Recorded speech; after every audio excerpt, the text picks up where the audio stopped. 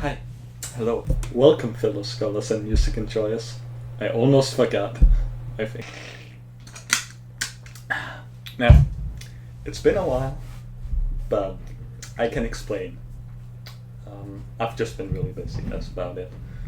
But I'm back now, hopefully for more. Actually, I'm going on vacation Wednesday, I'm not going to be back for a long time. But that's not important. So, originally this was going to be a completely different video where I went over Sanctuary by Evanescence and The Wow Signal by Muse, and just kind of gave my first thoughts on them because they released within the same month. That didn't end up happening, and the reason is, while I was listening to The Wow Signal for the 1000th time, something happened, and I don't really know how to explain it, but I think I found a story within this album. Now, I don't know if this is the story that Muse intended to make, or if I'm just a delusional person.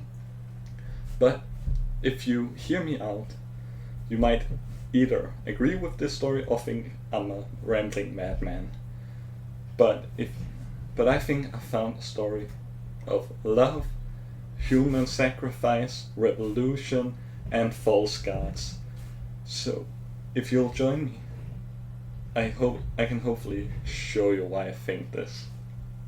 Now, I don't know if this is going to be out before I go on vacation, but if it is, then editor me will put up a thumbs up. If not, he'll give me a thumbs down. So we'll see, I guess. Now, one more thing. This is probably going to be a two-parter because I've done half the script and it's already an hour long, give or take. So I won't be able to do it all in one sitting. So this will come out hopefully before my vacation, while the other one will be out in about 4 weeks. So also I'm not going to give a full review. No, cut that out. I'm not going to give a full breakdown of Muse's story. All you really need to know is that it was founded by these guys back in 1997. No, wait. 1999, where they released their first studio album, Showbiz. Since then, they've released 9 more albums, their newest one being The Wow Signal. And it's my personal favorite, and the one we'll be talking about today. Now, the name The Wow Signal is actually based on an event that happened back in 1977, where an unexplained narrowband radio burst was discovered in Ohio. The event itself was named the Wow Signal, or no, just the Wow, which is where Matt Bellamy, the lead singer of Muse, got the name from. And with that said, I think it's about time we get into it. No, wait, I have one more thing. Since this is an album about the future, we need to dress appropriately. So I am wearing my most futuristic outfit, consisting of this way too small neon jacket. Okay, I'm not fucking dealing with that. Okay, now we should be ready. So with that said, I think it's time we talk about the Wow Signal, starting with the first song.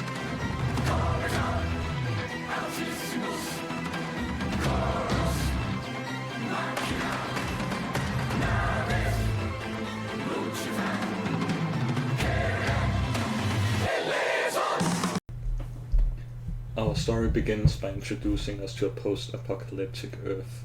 The world has frozen, with all light being removed. We don't know what year it currently is, but we know that back in 1977, radios around the world picked up an unexplained narrowband radio burst.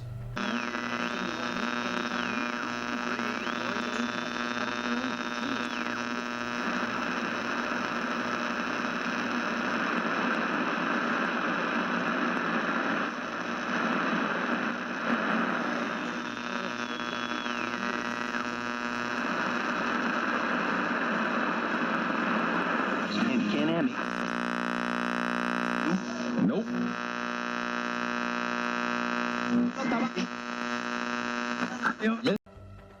And while in our world it lasted a mere 72 seconds, in the world of this album they weren't as lucky because something came to Earth that day. Intelligent being explained to us in this song as God made of nickels and cyanide, though those who dare have a different name for him, the main one being Signal, which is what I shall be calling him, or it, or whatever it is, as well throughout this story. Furthermore, they pray to him, though the prayer is twisted.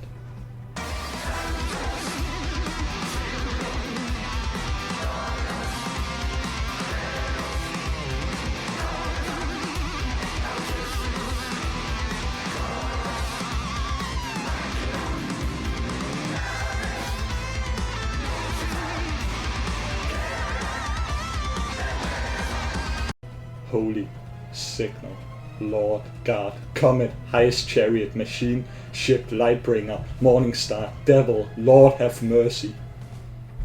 In this song we are also introduced to our POV character, or point of view character if you will. We do not know his name, but for the sake of the story I will be naming him John, a religious man who believes that Signal's word is law. Now John is on the run from what we can only assume is Signal. We know for a fact that if Signal in any way catches you sinning, you will be punished. Quote, broadcasting reckless confessions. We all beg for extinction. Doom is our last invitation to soar here. End quote. Broadcasting reckless confessions. Should you be captured sinning, your punishment will be broadcasted. You will beg for extinction. Doom for the human race is the only hope for us to find peace. But Signal knows better. It knows how to keep us believing in him as God. Believe in no escape, because Signal is God and God is almighty. Now, we do not know what sin John has committed, and we never really learn about the first sin he committed. That, however, is not important for the story. What we do know is that he has fled to the dark forest and that he is alone. Quote, hide, stay quiet and still, unobservant, trembling, alone in the dark forest, end quote. And by the looks of it, John does manage to escape. Now, I would like to back up one of my points really quick because I couldn't really explain it that well in this song, and that is, why do I think John is religious? It becomes very apparent later on that John very much is afraid of committing sin, since we also see in actual religions. But it also explains why he's on the run. If he does believe Signal to be this all-powerful being, it would make sense that he would flee to some place quiet. Now, I don't know where exactly that would be or what his plan is, but that is what makes sense to me. Furthermore, I said in the beginning that all light was gone from the world, and that is something I will touch on later, but just keep it in mind for now that it will be important.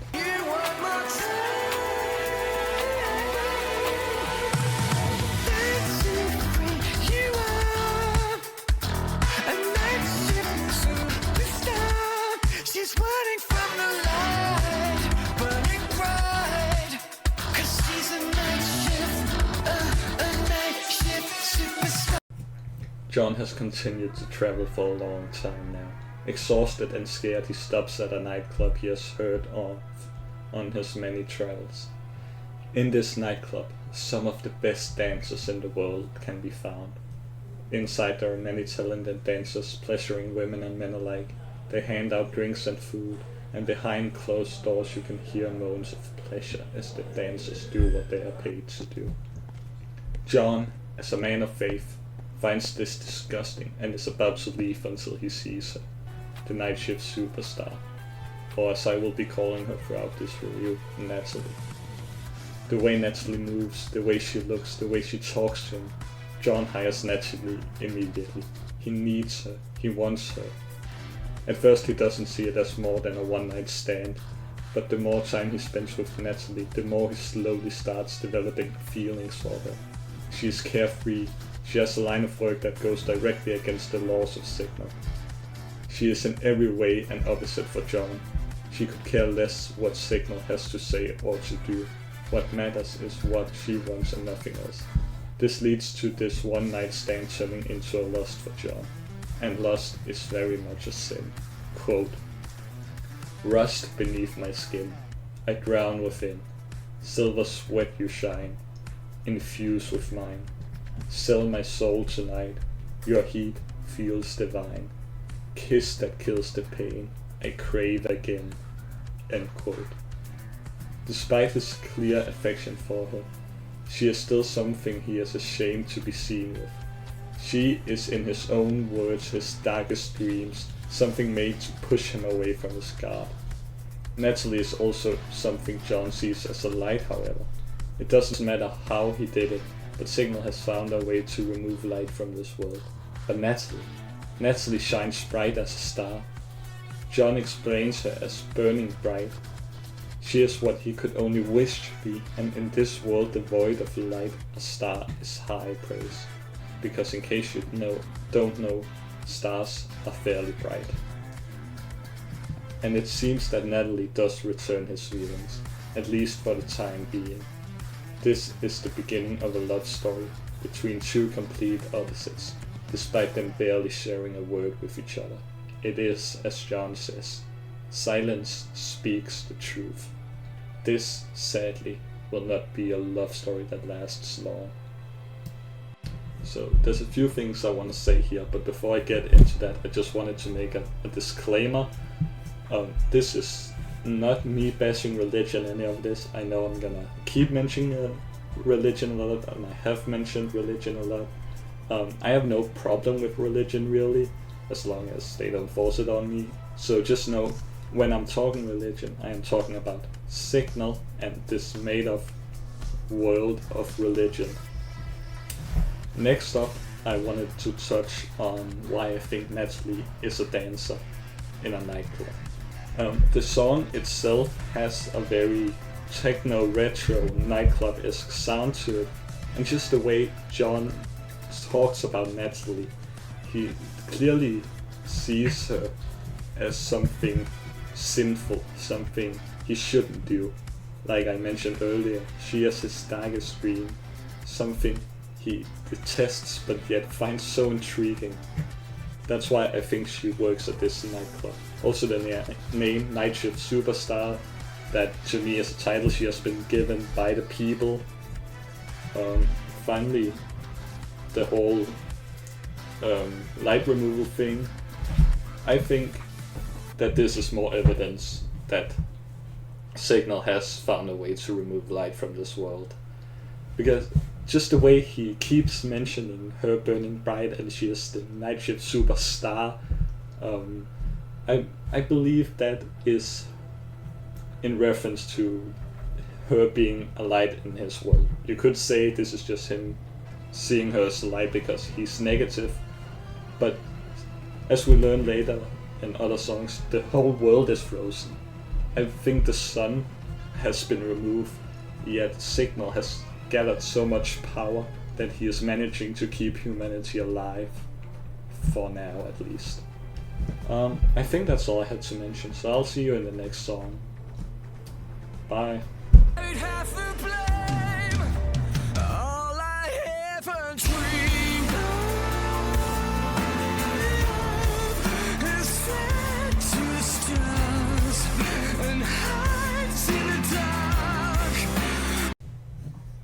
Alone.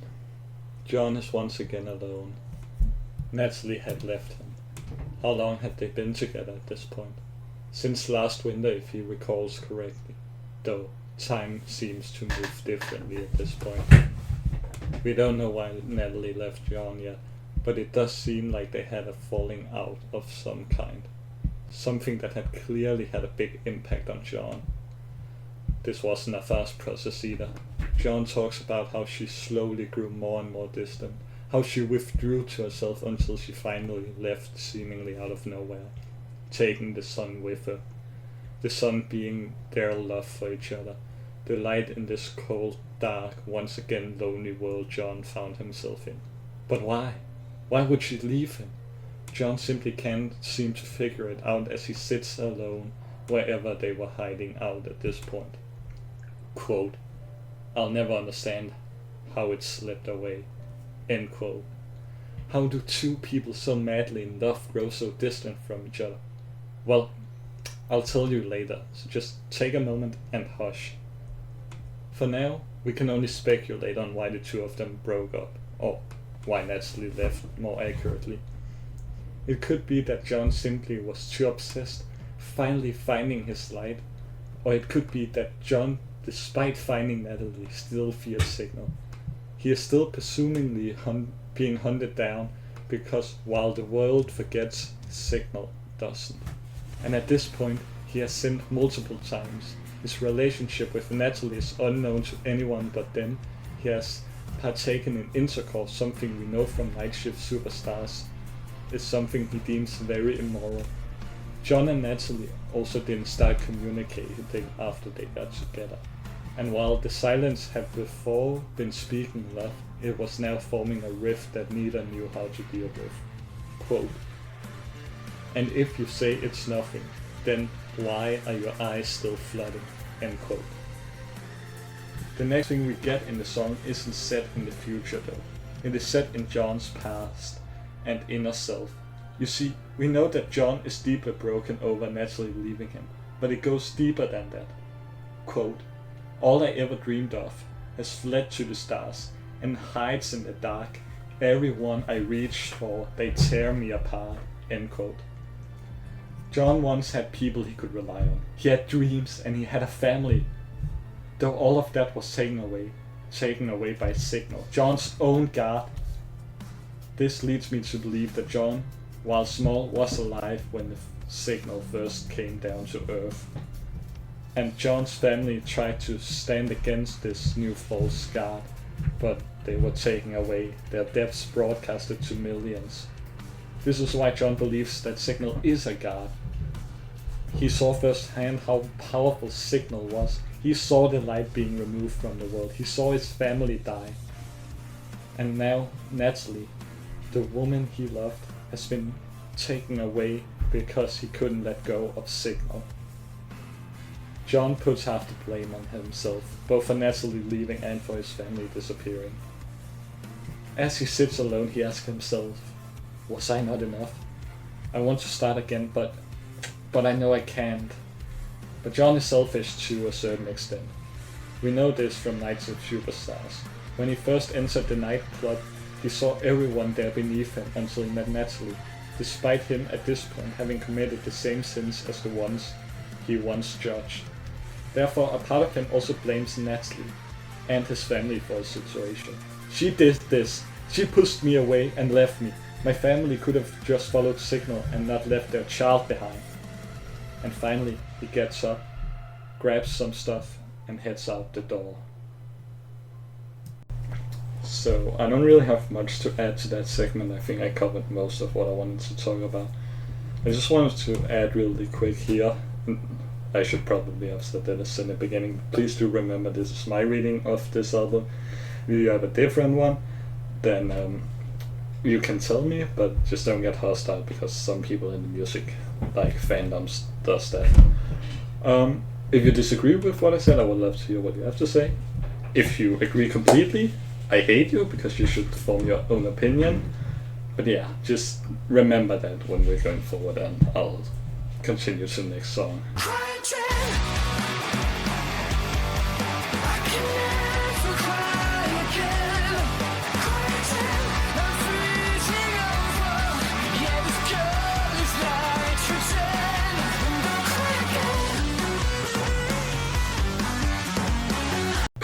Just see how much more yellow my room turns as it gets darker. I've been working on this for so many hours. Anyways, so before we get into the next songs, I just want to say that these next two were the hardest for me to fit in the timeline, so if they might be a bit far stretched sometimes, but I did my best I could. So yeah, with that said, let's get into the next song, Cryogen. The cold is almost too much to handle as John walks in a polar desert wilderness.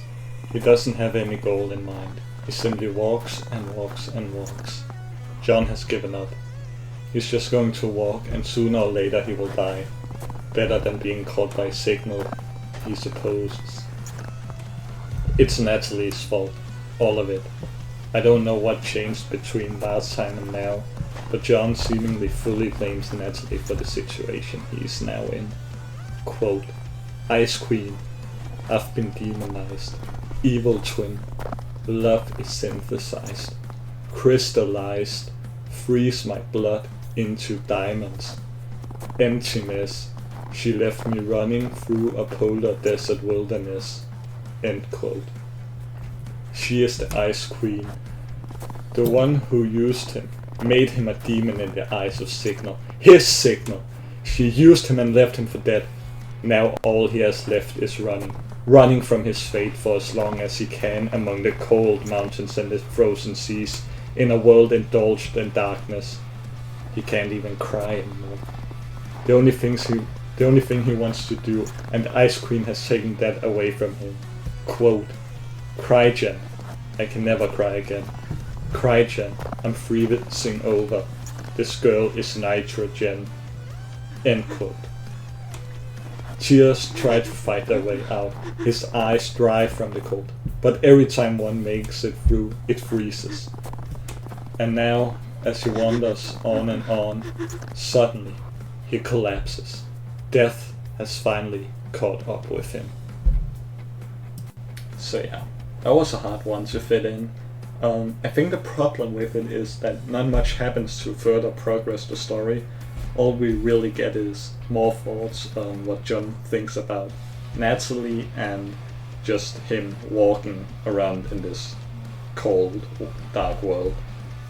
It's still my second favorite song of the entire album. We haven't gotten to my favorite yet. But yeah, it was just kind of hard to fit in. And you might say, Artemis, if it's so hard to fit in, doesn't that invalidate your theory / analysis of this album? And to that I say, shut the fuck up. Just because it was hard for me to fit in doesn't mean this isn't the story I still choose to believe the album is about. You can disagree, like I said earlier, but don't try to disprove it by being an asshole about it. Thank you.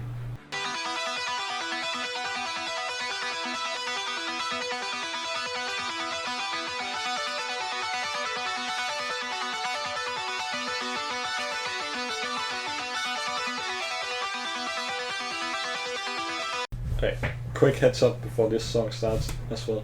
So, like I said, this and Cryogen were the hardest songs to fit into the timeline. And this one is more so hard because it's about something else. While there's still the love story, and obviously John, Natalie, and Signal, a new element is introduced, that being the revolution, which I will get into a lot later, especially when part 2 comes out. And it's also the first song where we hear Natalie speak, and I will let you know what that happens, but yeah, now you're all caught up. John is still on the ground. To his own surprise, he is not dead, but he is close, very close. Quote, I'm a marionette with severed strings, gorge on my soul while I'm weak and dying. End quote. I am sort of like a marionette with no strings, John thinks to himself as he is dying. All his life John had been controlled by this fear of Signal, but now, after everything, he will die. Not as one of Signal's believers, but as someone whom Signal would hate. Natalie was like that as well. She was also someone whom Signal would hate. Maybe that's why they fell in love with in the first place. Who knows? She was never tied down to begin with, after all. But then, suddenly, quote, haunted by futures I can't avoid, her shape emerged through the fog of war, end quote. As his brain is filling his head with all of these thoughts, he sees something in the fog, a female soldier seemingly on patrol.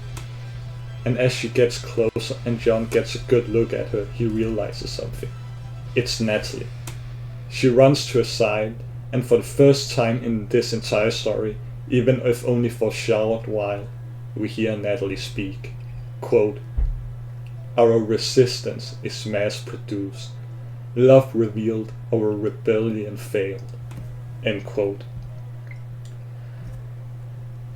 That is all she said. That's it. That's the reason she left.